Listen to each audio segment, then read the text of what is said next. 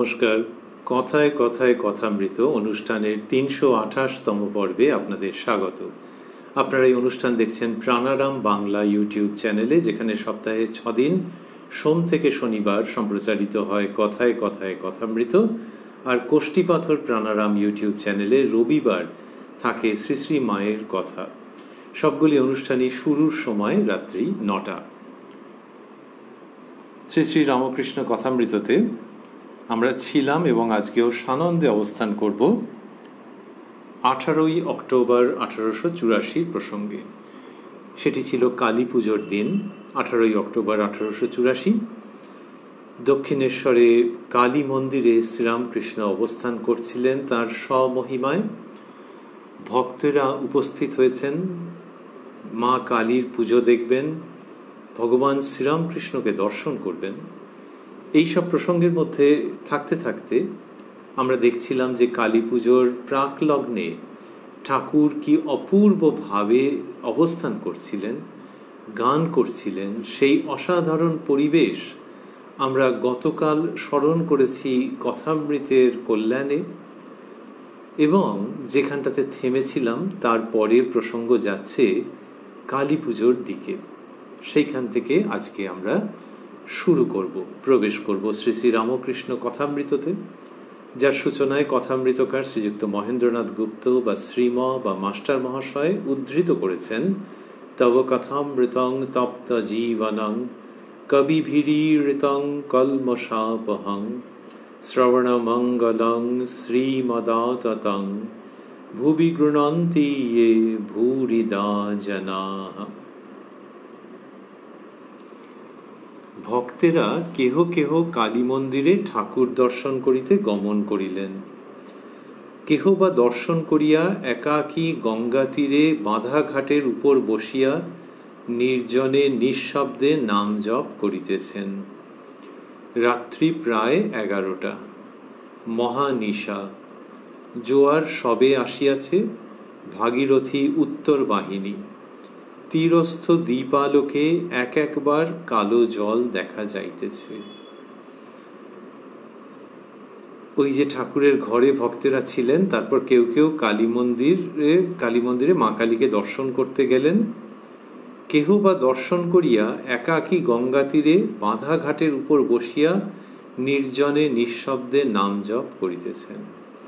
তার মানে কেউ কিছু সংখ্যক ভক্ত ওদিকে গেছেন, কিছু সংখ্যক এদিকে। মনে হয় এই দ্বিতীয় দলের মধ্যে মাস্টারমশাই, দ্বিতীয় দলের মধ্যে মানে সেখানে একজনই তিনি না একাধিক জানি না আমরা, কিন্তু তিনি লিখছেন কেহ বা, কেহ কেহ বলেননি, কেহ বা দর্শন করিয়া, তার মানে মা কালীকে দর্শন করে ওই বিশেষ দিনে একাকী গঙ্গা তীরে বাঁধা ঘাটের উপর বসিয়া, ওই যে রাসমণির তৈরি যে ঘাট, মূল ঘাট, নির্জনে নিঃশব্দে নাম জপ করিতেছেন। তো এই একজন যদি বসে থাকেন মাস্টারমশাই, সেটা কি আর আলাদা করে উল্লেখ করবেন? মনে হয় তিনি স্বয়ং। রাত্রি প্রায় 11টা, মহানিশা। মহানিশা শব্দটি মাস্টারমশাই স্থূলাক্ষরে দিয়েছেন।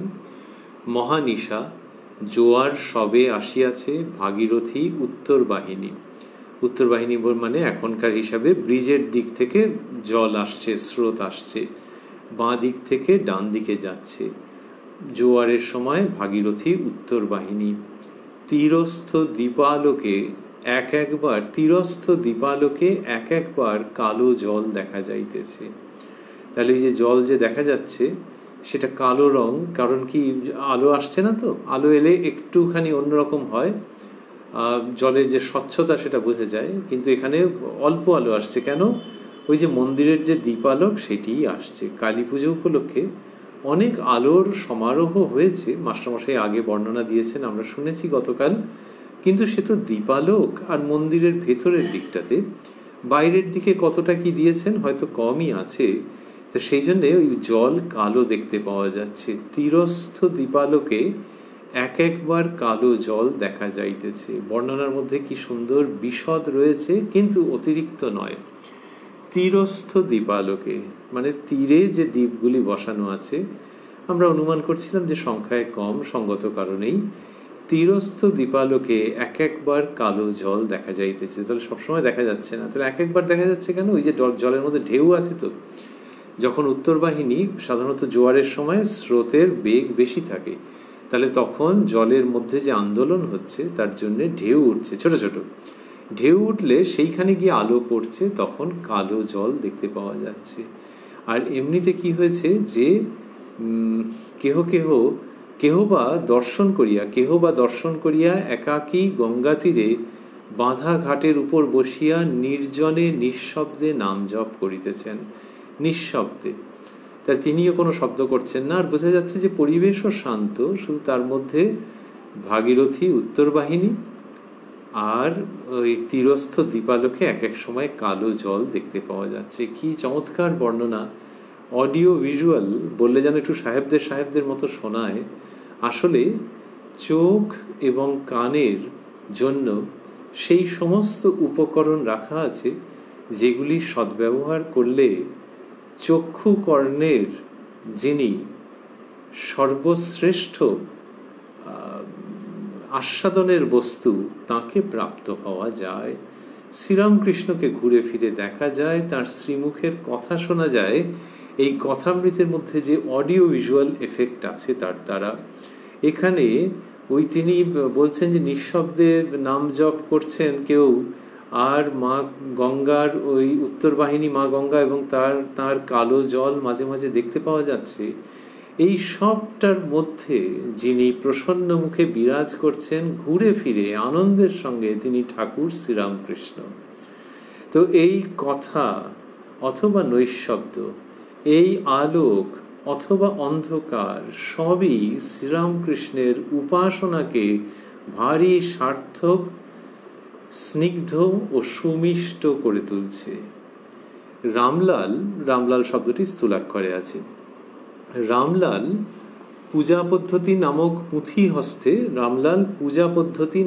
পুঁথি হস্তে মায়ের মন্দিরে একবার আসিলেন। পুঁথিখানি মন্দির মধ্যে রাখিয়া দিবেন। মণি মাকে সতৃষ্ণ নয়নে দর্শন করিতেছেন দেখিয়া রামলাল বলিলেন, ভিতরে আসবেন কি?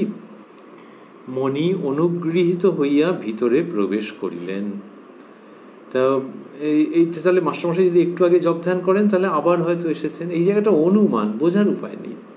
আবার এসেছেন জপ ধ্যানের পর, নাম জপ করিতেছিলেন এরকম লিখেছেন যে কেহ বা বলে নাম জপ, তো এই নাম জপের পর হয়তো মন্দিরে এসেছেন।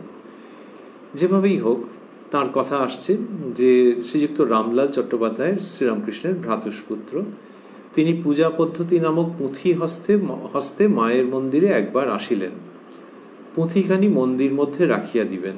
এইবার এটা একটা সুযোগ যে রামলাল দাদা এসেছেন, তো তখন মাস্টারমশাই তাকে বলছেন, মণি মাকে সতৃষ্ণ নয়নে দর্শন করিতেছেন দেখিয়া রামলাল বলিলেন, ভিতরে আসবেন কি? এই যেন মনে হচ্ছে মাস্টারমশাইও এই সুযোগের অপেক্ষায় ছিলেন যে একবার যদি কেউ আসে তাহলে ভালো হয়, মনে হয়। সেই জন্যই এইরকম একটা আবেগ ঘন বর্ণনা রয়েছে, মণি অনুগৃহীত হইয়া ভিতরে প্রবেশ করিলেন। তা এরকম সব ঘটছে। অদ্ভুত ব্যাপার হচ্ছে যে একটু আগেই যে বর্ণনা রয়েছে আমরা গতকাল সেটা শেষ করেছিলাম, তাহলে কথামৃতের মধ্যে দেখা যাবে যে 3-4টি লাইন আগে রয়েছে। সেটা হলো যে ঠাকুর বলছেন, সেই কথা লিখেছেন মাস্টারমশাই, মাস্টারকে বলিতেছেন, তুমি এলে না, চণ্ডীর গান কেমন হলো। আগের দিন আমরা এই জায়গাটা পর্যন্ত শুনেছি, শেষ পর্যন্ত। কাকে বলছেন ঠাকুর? মাস্টারকে। এই কথা মাস্টারমশাই লিখেছেন। আর তারপরেই একটু বাদেই লিখছেন যে মণি মাকে সতৃষ্ণ নয়নে দর্শন করিতেছেন দেখিয়া রামলাল বলিলেন, ভিতরে আসবেন কি? এই মণিটিকে আমরা কথামৃতের মধ্যে একাধিকবার এরকম প্রসঙ্গের মধ্যে এসেছি যে মাস্টারমশাই আত্মগোপন করেছেন, চট করে যেন আবার একটা আবরণের আড়ালে চলে গেছেন। এমনিতে মাস্টার নামটি যে নিয়েছেন সেটি একটি ছদ্মনাম, আবরণ। শ্রীম প্রথম ছদ্মনাম, তারপরে আবার মাস্টার। ভেতরে যদি বারবার শ্রীম লিখতেন তাহলে একটা হতো অন্তত, কিন্তু না, মাস্টার, আবার মণি। এই মণি কখনো হতে পারেন যে আরেকজন ব্যক্তি, তাহলে তার নামটা দেবেন না কেন, যিনি কিনা এইরকম মায়ের গর্ভমন্দিরে প্রবেশ করছেন রামলাল দাদার সম্মতিক্রমে? তো এই মাস্টারমশাই নিজেরটা দিলেন না। কেন দিলেন না?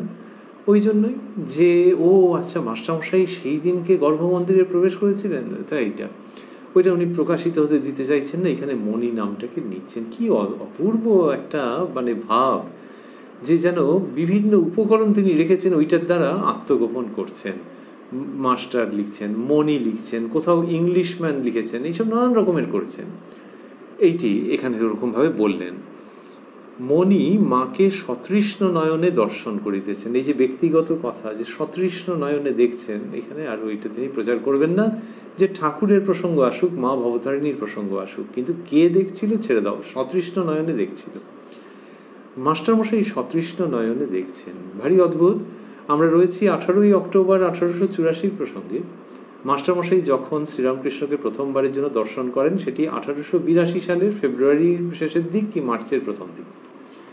ওই যে সময়ে তখন মাস্টারমশাইয়ের ভেতরে একটা নিরাকারের প্রতি প্রীতি রয়েছে, ওটি প্রথম দর্শন। তারপরে যখন মাস্টারমশাই গেছেন দক্ষিণেশ্বরের ঠাকুরের কাছে, তখন তিনি বলছেন যে ঠাকুর বলেছেন তোমার সাকার ভালো লাগে না নিরাকার, তো মাস্টারমশাই বলছেন আজ্ঞা নিরাকার। ওই যে নিরাকারের প্রতি তার একটা ভালোবাসা, তা ঠাকুর বললেন যে সে ভালো, কিন্তু জানবে সাকারও সত্য নিরাকারও সত্য, এরকম সব বললেন। সেই 1882 গোড়ার দিক, তারপরেও মাস্টারমশাইয়ের ভেতরে নিরাকারের প্রতি একটা টান ছিল, যে ব্রাহ্ম সমাজের যে ভাব আর মাস্টারমশাইয়ের সঙ্গে তাদের যোগাযোগ ছিল, তিনি সেই ভাবটি জানতেন যে ঈশ্বর বলি বা সেই পরম সত্য বলি তিনি নির্গুণ নিরাকার, এরকম চৈতন্য স্বরূপ, তাঁরই উপাসনা। তাকে আবার দেবতা বা দেবী বলা কি আবার, সুতরাং সেই নিরাকার যারা বলেন তাদের পক্ষে এই সাকার দেব দেবী, তাদের রূপ, পুরুষ দেবতা, নারী দেবী, এসব ভালো লাগে না। মাস্টারমশাই সেই রকম ছিলেন। তো ঠাকুর তাকে সব বোঝালেন মানে ওই রকম নয় যে এক্ষুনি এখানে বসে থাকো, 1 ঘন্টার আগে উঠবে না, ওই রকম নয়।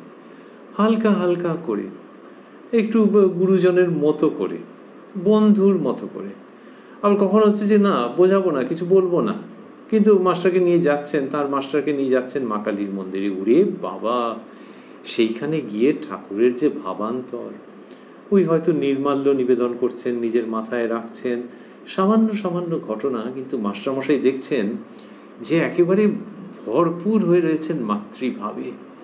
আর তারপরে যখন কথা বলছেন, ও রাম নেলো ডাব নেড়ে, এরকম এটা ওটা বলছেন, যেমন কিছু সুগন্ধযুক্ত কিছু খেলে মুখ দিয়ে গন্ধ বেরোয় ভালো, সেই রকম মাতৃভাব উৎসারিত হচ্ছে প্রতিটি বর্ণে বর্ণে।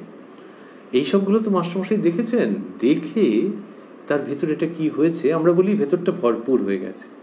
এক্ষেত্রে ভেতরটা ভরপুর হয়েছে, আবার একটা শূন্যতা সৃষ্টি হয়েছে। যা ভরপুর তো বেশ ভালো, শূন্যতা, হ্যাঁ শূন্যতা সৃষ্টি হয়েছে, যে ঠাকুরের ওই ভাব মায়ের প্রতি আর আমার যেন হয়নি, খাওয়া হয়নি, পেট ভরা হয়নি, মাতৃ স্নেহ সুধা পান হয়নি। এই শূন্যতা, এই ক্ষুধা, এই তৃষ্ণা মাস্টারমশাইয়ের মধ্যে শ্রীরামকৃষ্ণের to the full satisfaction of Sri Ramakrishna এটি তৈরি হয়েছে, যে মাকে দেখবার, মাকে পাবার খিদে, সেই তেষ্টা তৈরি হয়েছে। তিনি লিখছেন, মণি মাকে সতৃষ্ণ নয়নে দর্শন করিতেছেন দেখিয়া রামলাল বলিলেন। তাহলে মাকে যে দেখছেন সতৃষ্ণ নয়নে। কাউকে যদি প্রচণ্ড জল তেষ্টা পেয়ে গেছে, আর সেই সময় একটা বোতলে জল রয়েছে কি একটা গ্লাসে জল রয়েছে, খাবে, সেই খাবে, কিন্তু ভিডিওটা যদি করা যায় যে তার আগে যখন গ্লাসটার দিকে তাকিয়ে আছে বা জলের বোতলটার দিকে তাকিয়ে আছে, ওই দেখো আহারে সতৃষ্ণ নয়নে তাকিয়ে আছে, দাও দাও দাও তাড়াতাড়ি দাও, চোখে বোঝা যাচ্ছে যে জল খেতে চাইছে। আর এইখানে মাতৃসুধা রস পান করতে চাইছেন মাস্টারমশাই, তাই সতৃষ্ণ নয়নে তাকিয়ে রয়েছেন। এইটে মাস্টারমশাই উনি বুঝতে দেবেন, দিচ্ছেন না, বলছেন মণি। কিন্তু ওই আর কি, যে ঠাকুরের স্পর্শে, ঠাকুরের প্রভাবে, সমস্ত জীবনের মধ্যে, সত্তার মধ্যে ঠাকুরের অপূর্ব আবির্ভাব ও উপস্থিতিতে ওই তেষ্টাটা তৈরি হয়েছে, যে তেষ্টা যুগ যুগান্তরের শুদ্ধ চিত্ত সাধক সাধিকার মধ্যে তৈরি হয় ইষ্টের জন্যে, ভগবান ভগবতীর জন্য। আর মাস্টারমশাই একজন দীন ভক্তের মতো মায়ের দিকে তাকিয়েছিলেন, যে বললেন যে মণি মাকে সতৃষ্ণ নয়নে দর্শন করিতেছেন।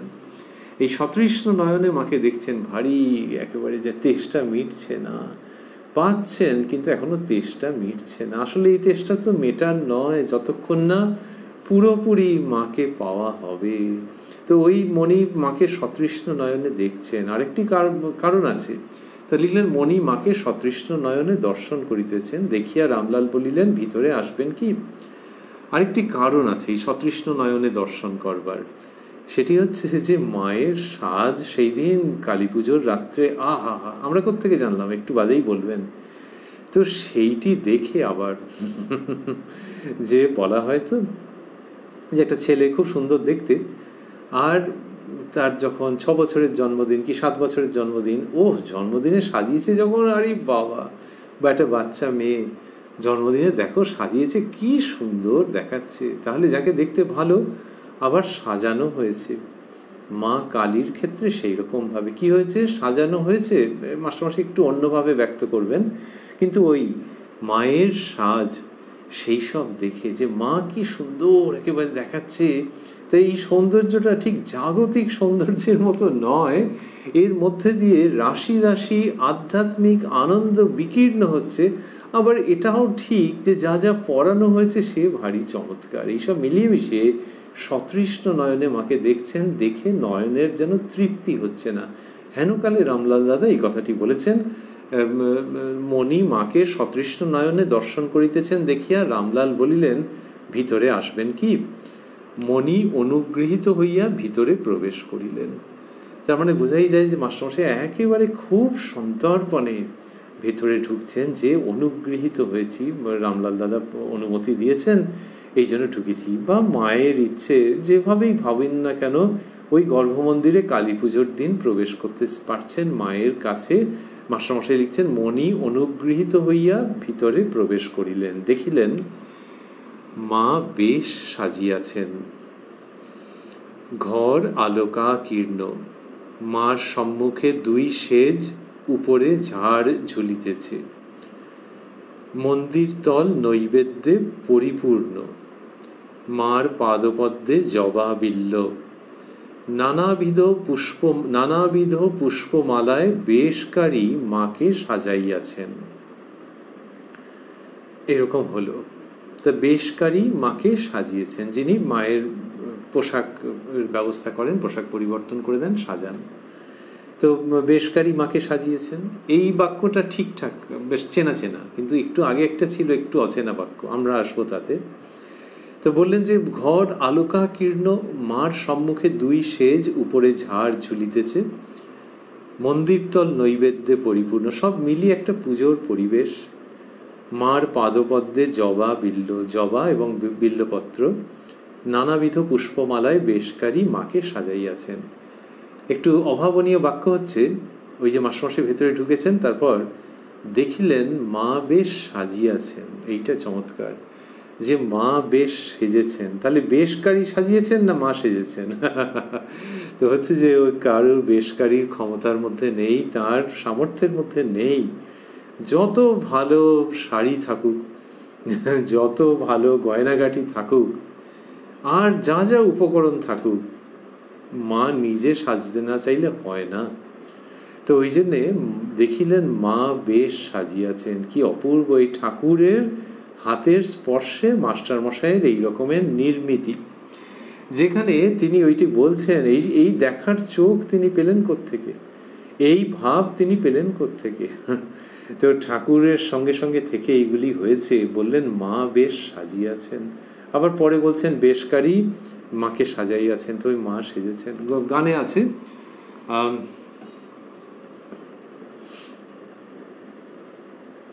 মাথার মুকুট গগনে ঠেকে, গলায় নর শিরোহার। মায়ের বর্ণনা আরেক রকম ভাবে, এবং সেইখানে মাথার মুকুট গগনে ঠেকে, গলায় নর শিরোহার না হয় বোঝা গেল যে নরশিরের মালা রয়েছে, কিন্তু মাথার মুকুট গগনে ঠেকে আবার কবে দেখা গেছে যে ওই মুকুট অত উঁচু গগনে ঠেকে? ওইটি হচ্ছে সাধক কবির অন্তরঙ্গ অনুভূতি। যেই মা, তার একটা হাইট আছে এমনিতে দেখতে গেলে, কিন্তু ভেতরের জগৎ থেকে দেখতে গেলে, ভেতরের অনুভূতির আলোকে দেখতে গেলে ওই উচ্চতাটা অনন্ত। সেই জন্যই মাথার মুকুট গগনে ঠেকে। ও মুকুট কে পড়েছেন? মা পড়েছেন, নাহলে এমনি বেশকারী ওই রকম মুকুট পাবেন কোত্থেকে?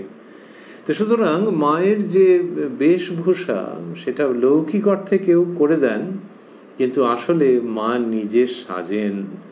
সেটি মাস্টারমশাইয়ের কথার মধ্যে রয়ে গেল বলে মাস্টারমশাইকে আমাদের পুনঃ পুনঃ প্রণাম, যে ঠাকুর শ্রীরামকৃষ্ণকে যেমন তিনি উপস্থাপন করেছেন তার হৃদয় দেবতার স্থানে রেখে, তেমনি মায়ের এবং ঠাকুরের আশীর্বাদ কৃপায় এই ভবতারিণী মায়ের বর্ণনাও কি চমৎকার এসে গেছে মাস্টারমশাইয়ের লেখনী মুখে।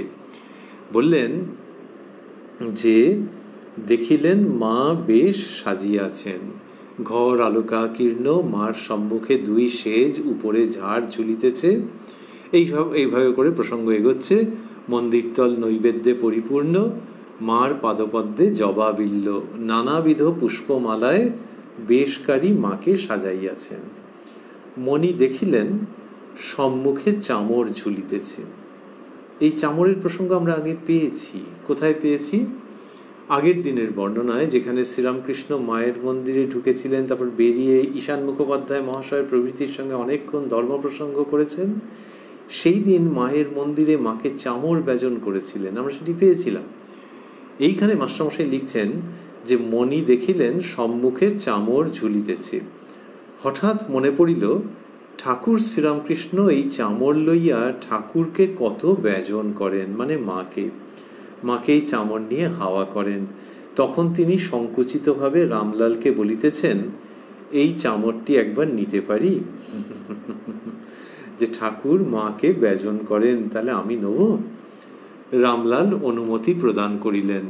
তিনি মাকে ব্যজন করিতে লাগিলেন।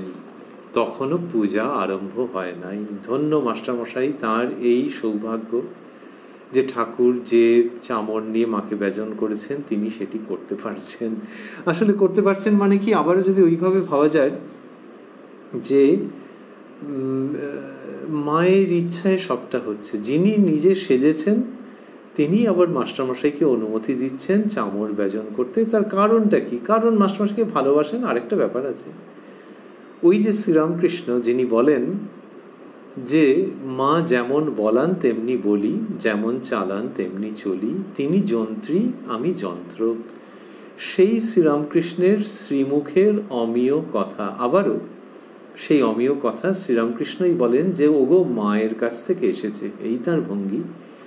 সেই কথা যে কিনা মগজে রাখে, হৃদয়ে রাখে, একেবারে আঁকড়ে ধরে রাখে, আর পরে জগতের কাছে এগুলো লিখবে, প্রচার করবে, সেই মাস্টার, সেই মহেন্দ্র, সেই শ্রীরামকৃষ্ণের নয়নের মণি, সে এসে মাকে একটু চামর ব্যজন করবে।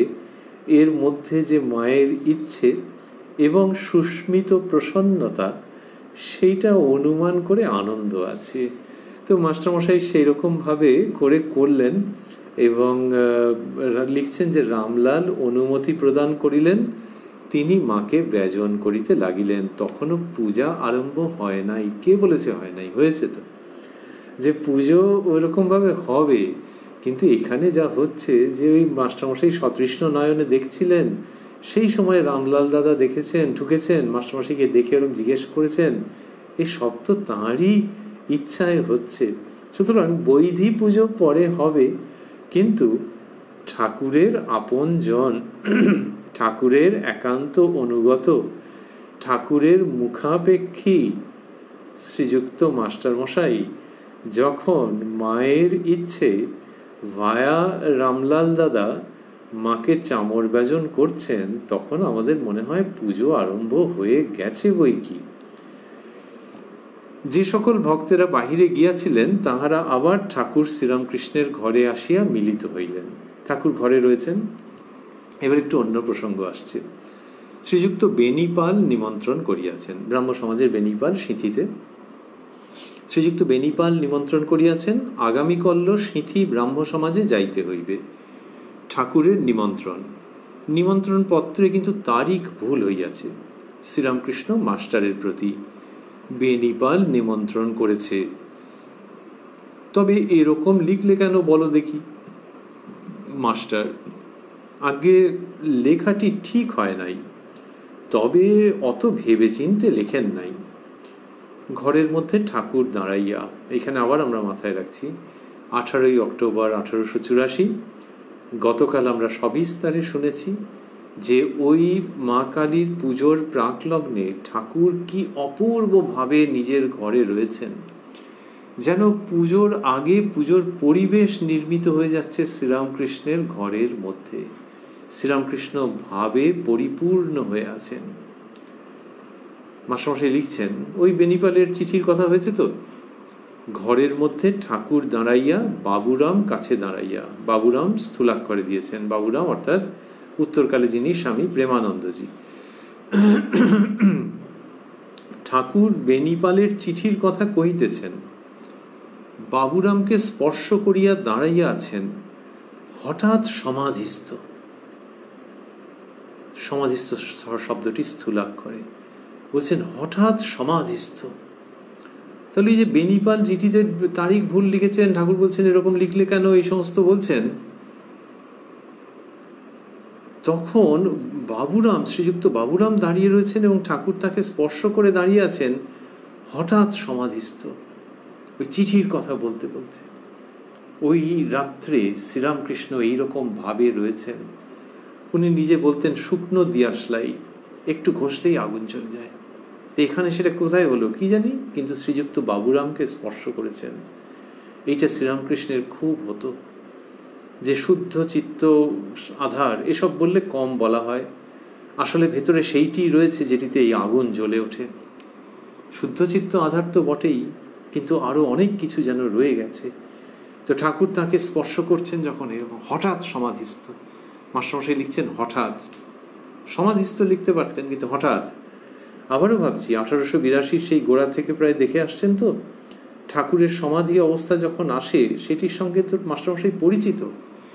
খুব সহজ স্বাভাবিক সেই সমাধি অবস্থা, এবং তখন পুরো সত্তাটি একেবারে আধ্যাত্মিকতার উত্তুঙ্গ শিখরে আরোহণ করে, সেটি মাস্টারমশাই জানেন, তিনি তার প্রত্যক্ষদর্শী। কিন্তু এই দিন হঠাৎ, সেই জন্যই লিখছেন তো, যে বোঝা যায়নি আগে, হঠাৎ সমাধিস্থ।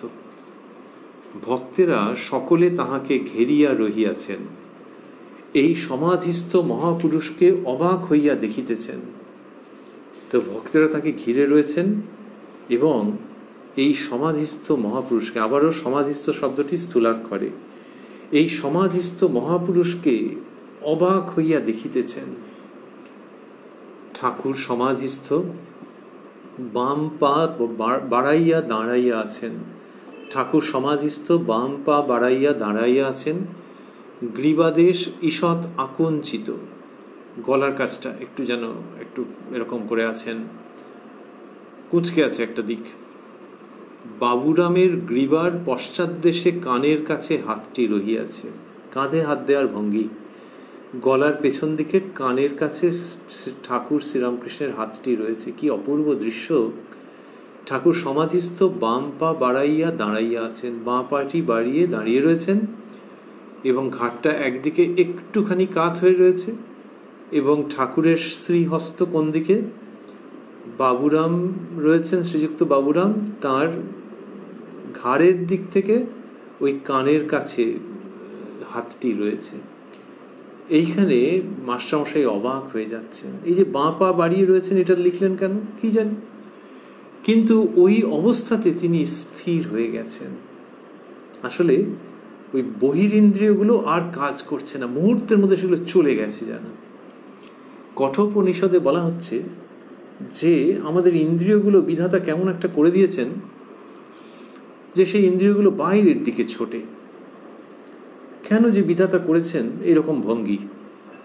আর কিছু কিছু মানুষ আছেন খুব স্থিতধী, মেধাবী, মনস্বী, এরা ইন্দ্রিয়গুলোকে ভেতরের দিকে পরিচালিত করেন, এবং সেইটার দ্বারা ভেতরে যে প্রত্যগাত্মা আছেন তার দর্শন হয়। ভারী চমৎকার যে ইন্দ্রিয়গুলোকে ভেতরের দিকে তারা ঘোরান। তো সেই ঘোরান সাধনার দ্বারা। আর শ্রীরামকৃষ্ণের ক্ষেত্রে হচ্ছে আপনা আপনি ওটা হয়ে যাচ্ছে, একেবারে যেন তাৎক্ষণিকভাবে হয়ে যাচ্ছে।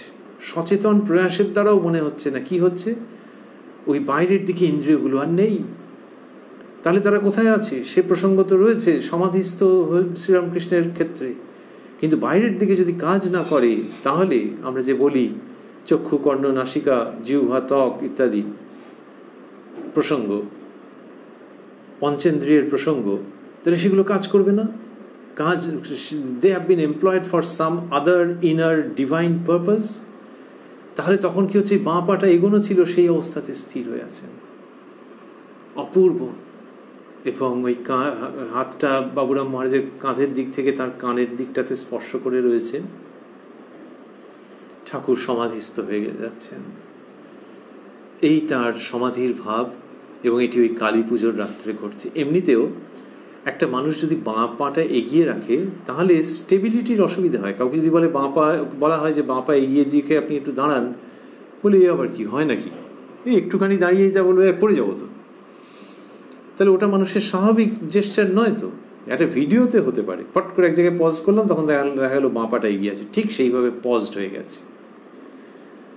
ইন্দ্রিয়গুলো আর বাইরের দিকে কাজ করছে না। মাস্টারমশাই এক জায়গায় লিখছেন সমাধির প্রসঙ্গে অন্যত্র যে ইন্দ্রিয়গুলি যেন কাজে জবাব দিয়ে চলে গেছে, এইরকম অবস্থা। কিয়ৎক্ষণ পরে সমাধি ভঙ্গ হইল, তখনও দাঁড়াইয়া, এইবার গালে হাত দিয়া যেন কত চিন্তিত হইয়া দাঁড়াইলেন। অদ্ভুত অদ্ভুত সব ভঙ্গি হচ্ছে, কিন্তু এর একটা কারণ আছে। ঈষৎ হাস্য করিয়া এইবার ভক্তদের সম্বোধন করিয়া বলিতেছেন বলে মাস্টারমশাই লিখছেন, শ্রীরামকৃষ্ণ সব দেখলুম কার কতদূর এগিয়েছে।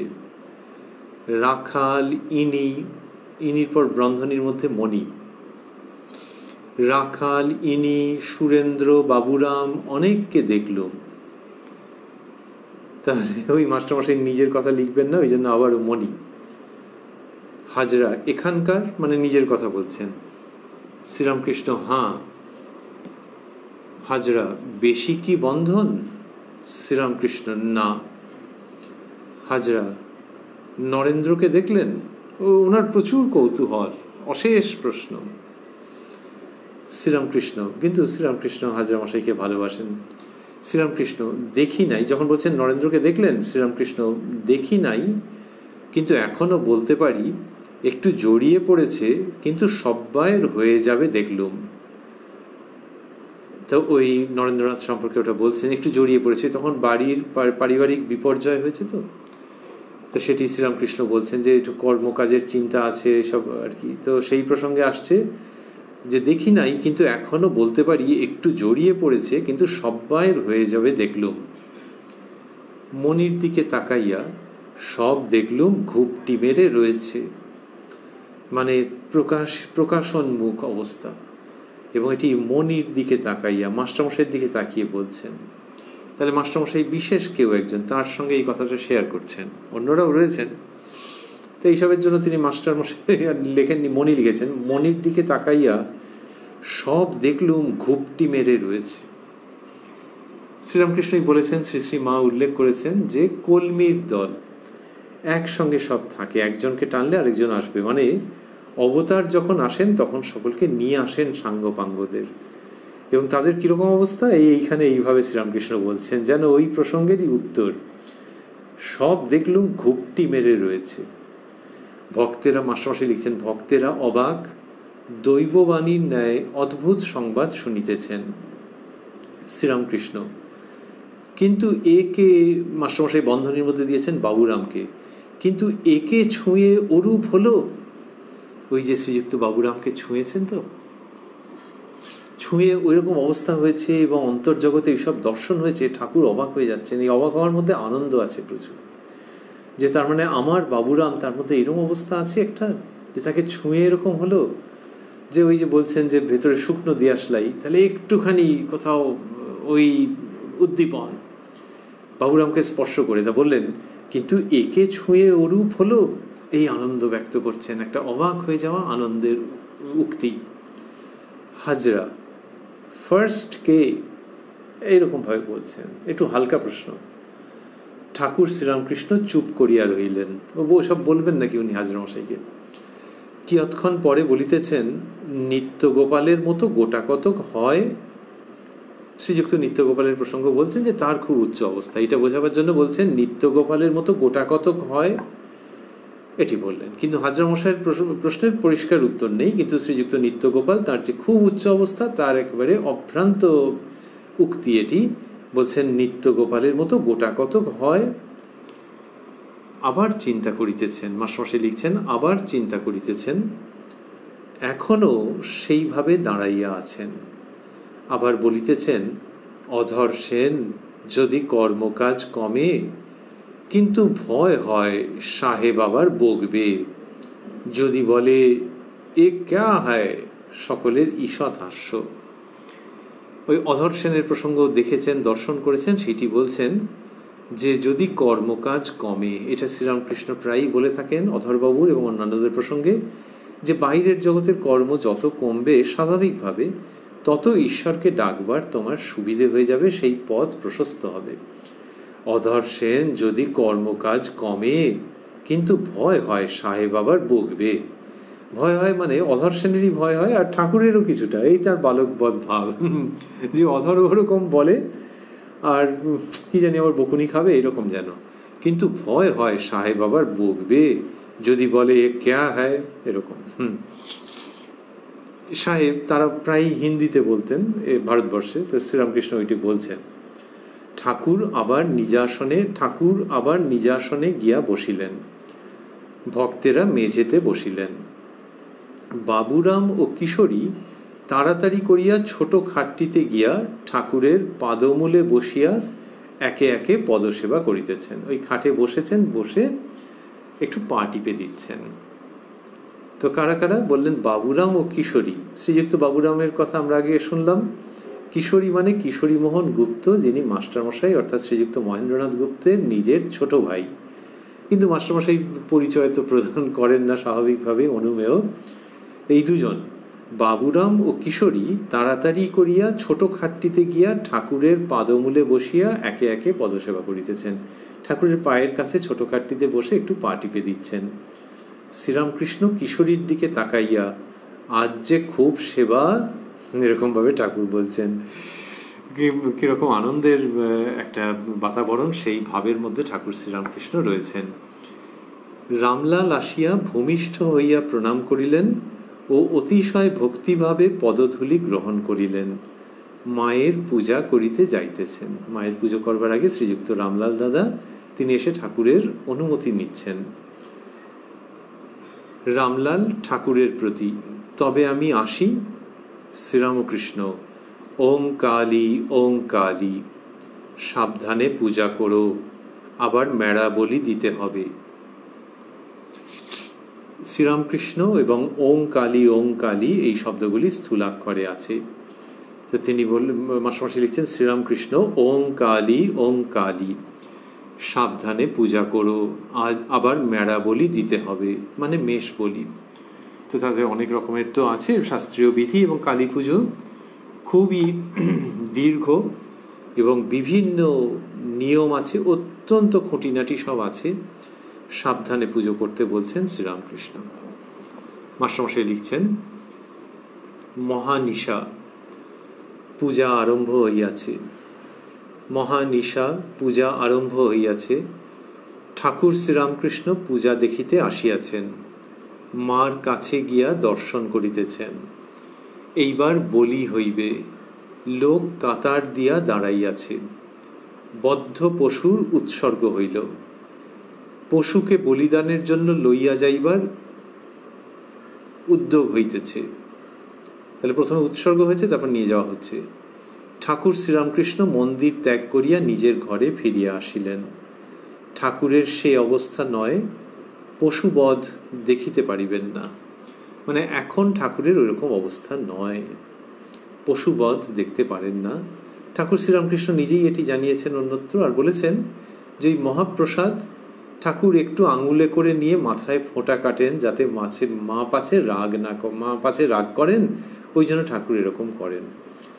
তো এটি মাস্টারমশাই লিখলেন। তারপর বলছেন, রাত 2টা পর্যন্ত কোনো কোনো ভক্ত মা কালীর মন্দিরে বসিয়াছিলেন। আবারও মাস্টারমশাই স্বয়ং নিজের কথাই হয়তো লিখছেন অন্যান্যদের সঙ্গে। রাত 2টা পর্যন্ত কোনো কোনো ভক্ত মা কালীর মন্দিরে বসিয়াছিলেন। হরিপদ কালীঘরে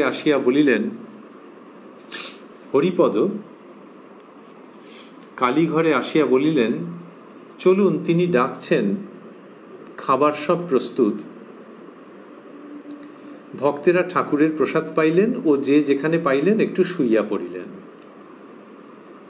তা বললেন যে ঠাকুর মাস্টারমশাই রাত 2টো পর্যন্ত বসেছিলেন বলেই মনে হচ্ছে।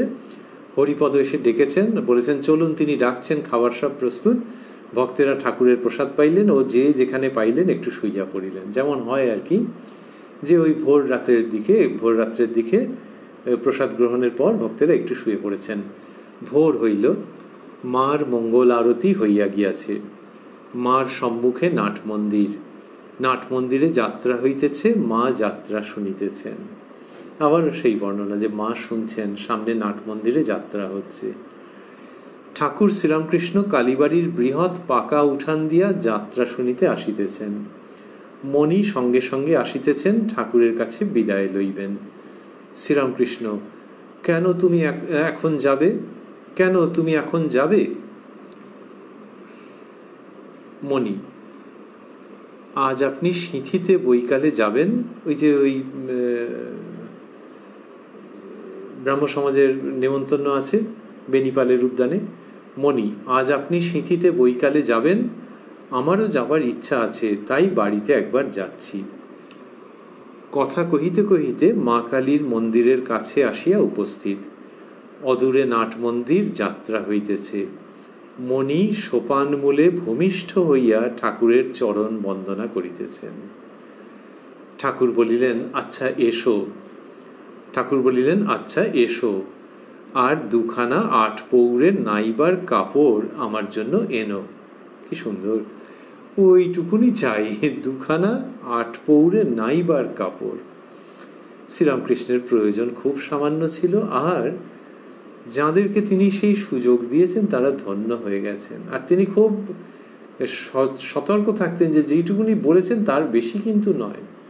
আর অত্যন্ত ভালো মানের সব জিনিস এনে দিলে তাও গ্রহণ করবেন না। আর 2খানা 8 পৌরে নাইবার কাপড় আমার জন্য এনো, এই সব বলছেন মাস্টারমশাইকে। মাস্টারমশাই ধন্য হয়ে যাচ্ছেন যে ঠাকুর এই সেবার অধিকার দিচ্ছেন।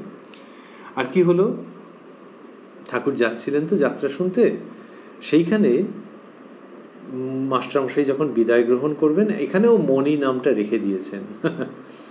তখন কি হলো যে ওই সিঁড়ির নিচটাতে, কোন সিঁড়ি, দুটিই হতে পারে, একটি হচ্ছে মায়ের গর্ভমন্দিরে যাওয়ার যে সিঁড়ি, আরেকটি হচ্ছে নাট মন্দিরে যাওয়ার। এখানে মনে হয় নাট মন্দিরে ওঠার সিঁড়ি। মণি সোপান মূলে ভূমিষ্ঠ হইয়া, তাহলে ওই যে সিঁড়ি, তার নিচে মাস্টারমশাই ভূমিষ্ঠ হয়ে ঠাকুরের চরণ বন্দনা করিতেছেন। কি চমৎকার!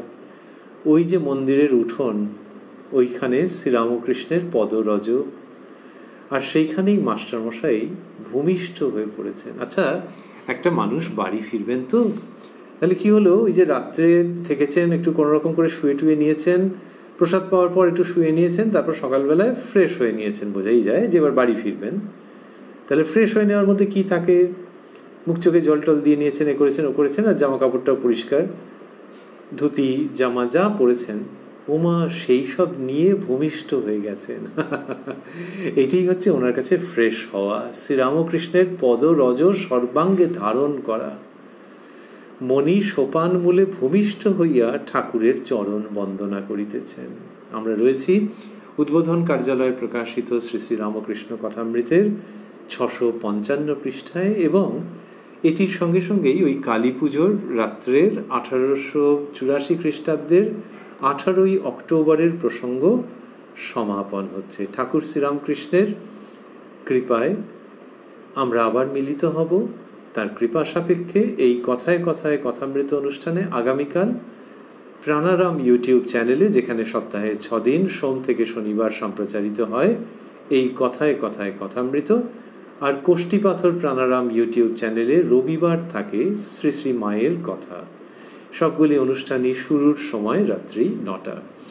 আমাদের সৌভাগ্য যে শ্রী শ্রী রামকৃষ্ণ কথামৃতের মধ্য দিয়ে আমরা সেই কালী পুজোর রাত্রের এবং তার আগে শ্রীরামকৃষ্ণের তাঁর ঘরের এবং শ্রীরামকৃষ্ণের আগাগোড়া আদ্যপান্ত অপূর্ব ভাবের বর্ণনা পেলাম এবং তার সাক্ষী রইলাম, তার অনুভূতি আমাদের নিজেদের মতো করে গ্রহণ করবার প্রয়াসী হলাম। ঠাকুর শ্রীরামকৃষ্ণকে প্রণাম।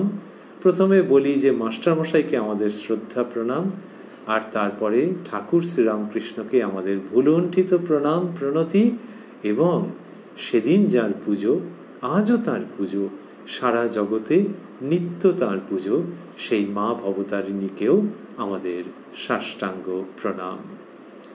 ওং নিরঞ্জনং নিত্যম অনন্ত রূপং ভক্তানুকম্পা ধৃত বিগ্রহং বৈ ঈশাবতারং পরমেশমিড্যং তং রামকৃষ্ণং শিরসা নমামঃ।